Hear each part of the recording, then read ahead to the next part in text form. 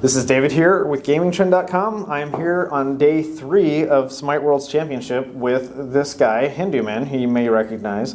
So what have you been up to for the past few years? A lot of things, I guess, is what I can say. Obviously, I've been around Smite for a long time. Started as a commentator back in season 1, and then over the years, I've kind of progressed through the company now, where I help to organize the events, organize production, the talent team, the content creative video team, and obviously assisting with schedules and organization of pro play. Very cool. So there's been kind of a subtle announcement made this weekend of Smite 2 coming, and very subtle.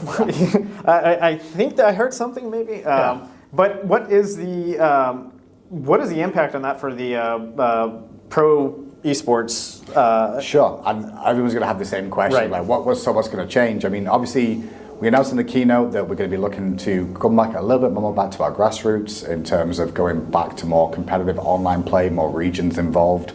We've had a lot of LAN structure over the last few years, and with Smite 2, we really want to just go back to basics again and take the lessons we've learned over the last 10 years and really make sure that we give the best for the scene and for the community to get involved and enjoy themselves. So really, we'll be taking a long look at what the things have worked in the past for Smite, and then when we move towards Smite 2 and look towards the future, we make sure we learn from the mistakes or the small things that we've learned over the years and try to improve on the scene that we kind of developed over time. So how do you foresee this impacting the current pro players? Are you thinking they'll just pick this up and they'll stay kind of in the same teams, or is it all kind of anything goes? No, yeah. I mean, with Smite players and the Smite community know this for sure. Is like every single year the players kind of explode onto different teams and then reform new teams anyway.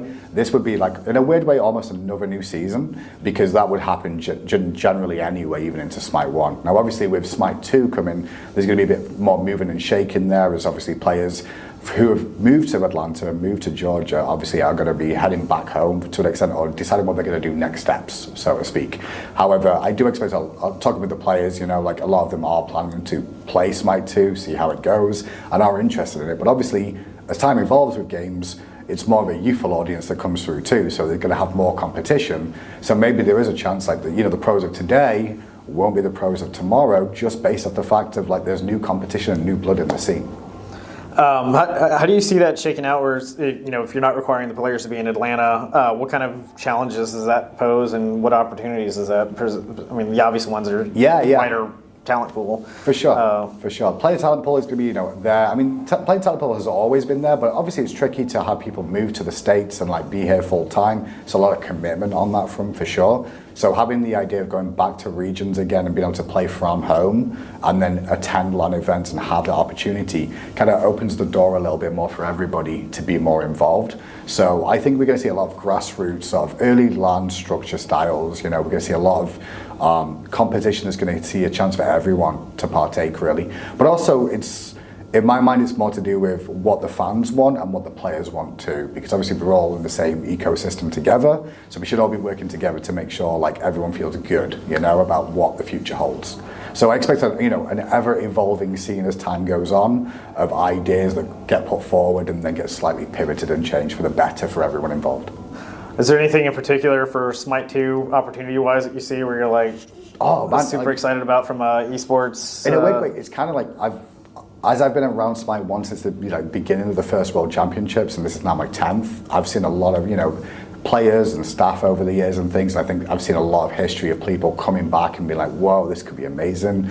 But also there's a chance to almost, it's like a reset, but we're doing the same thing again to an extent. So we get to almost I said it earlier, but learn from the lessons that we've learned from over the years of how we can do things better and make it more fun, more entertaining, and everybody, feels that we're on that same path. So that's what I'm looking forward to, is kind of going back to the roots. And I think a lot of the pro players I've spoken to are kind of excited about that in a sense too, of oh, it's really going to be like a reboot, so to speak, So it's an exciting time for sure. A lot of work to do for sure, but definitely something that everyone's very excited about.